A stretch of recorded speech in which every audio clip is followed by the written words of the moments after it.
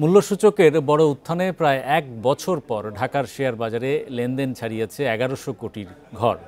সপ্তাহের প্রথম কার্যদিবসে ৯২ পয়েন্ট বেড়ে ১০ মাস পর ডিএসইএক্স সূচক ছাড়িয়েছে ৫,৫০০ পয়েন্ট। বান্ডেল থাকলে প্রতি সেনমানিতে টাকা বাঁচবে।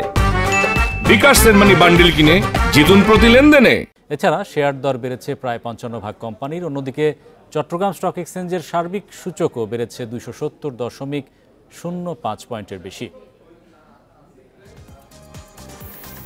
রোববার দিনের শুরু থেকে ইতিবাচক ঢাকার শেয়ার বাজার।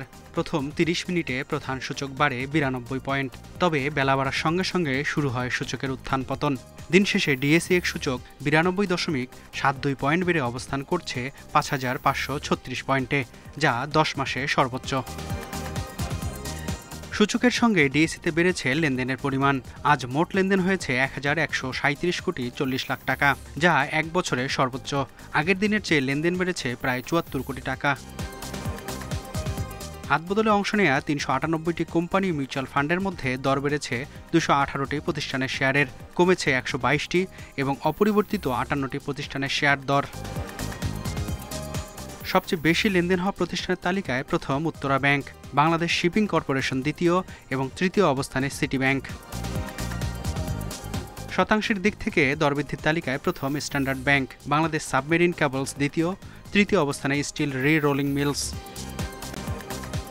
অন্যদিকে চট্টগ্রাম স্টক এক্সচেঞ্জে সার্বিক সূচক ২৭০.০৫ পয়েন্ট বেড়ে অবস্থান করছে ১৫,৪৭২ পয়েন্টে। লেনদেন ২০,৬০,০০,০০০ টাকার share. Mehedi Hasan, independent news, Dhaka.